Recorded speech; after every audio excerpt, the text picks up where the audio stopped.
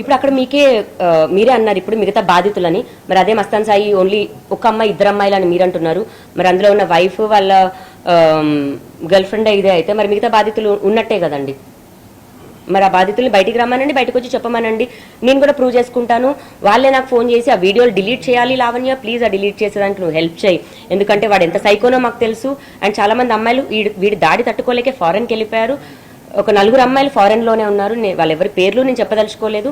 నేను ఏ శిక్షకైనా సరే నేను రెడీగా ఉన్నాను. అదంతా డిజిటల్ ఎవిడెన్స్ అండి. అతను ఎన్ని సంవత్సరాల నుంచి వీడియోలు తీస్తున్నాడు, రోజుకి ఎన్ని తీస్తాడు, ఒక మనిషి ఒక మెమొరీగా పెట్టుకోవాలి, ఒక అమ్మాయిది గుర్తుగా పెట్టుకోవాలి. కొన్ని తన పర్సనల్ అన్నా 100 2 ఉంటాయి. 200 300 వేసి సంఖ్యలో చెయ్యడు. నెలకు అతను దాదాపుగా ఒక 500 వీడియోల వరకు చేస్తుంటాడు ఒక్క అమ్మాయివి. మళ్ళీ ఏ అమ్మాయికి అమ్మాయితో మాట్లాడుతున్నాడు అని కూడా తెలియదు. అంత చేస్తున్నాడు అంటే కారణం ఎందుకు చేస్తున్నాడు అనేది మీకే తెలియాలి.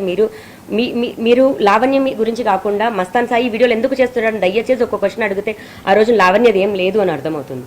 మస్తాన్ సాయి అసలు డ్రగ్స్ ఎక్కడ నుంచి తీసుకొస్తున్నారు, దాని వెనుక ఏమైనా కన్సల్ట్ అయ్యేవారా? మీరు కూడా చాలా పార్టీలకు వెళ్ళారు కదా, ఆ డ్రగ్స్ ఎక్కడ నుంచి తీసుకొస్తున్నారు? ఇప్పుడు అతను రిలీజ్ అయిన పార్టీస్లో ఎందులో కూడా నేను లేనండి. అతను అది పాస్ట్ లైఫ్. అందులో అతని భార్యతో సహా అతని మిగతా వాళ్ళ ఫ్యామిలీ మెంబర్స్తో సహా ఉన్నారు. మస్తాన్ సాయి కూడా నేనే అలవాటు చేశానని చెప్తున్నారు. అవన్నీ 2014 నుంచి ఉన్న వీడియోస్. 2014 నుంచి వాళ్ళు డ్రగ్స్ చేస్తున్నారు.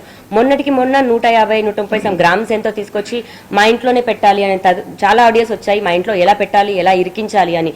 అంటే జస్ట్ బికాజ్ నేను బయటకు వచ్చి కేసు చేశాను అన్న దాంట్లోని డ్రగ్స్ అన్ని మా ఇంట్లో పెట్టాలి అని ప్లాన్ చేశారు. ఆ బస్ డీటెయిల్తో సహా పోలీసు వారి దగ్గర ఉన్నాయి. ఆ రోజు డ్రగ్స్ వచ్చాయి, హైదరాబాద్కి కూడా డ్రగ్స్ వచ్చాయి. 137 గ్రాములు డ్రగ్స్ వచ్చాయి హైదరాబాద్కి.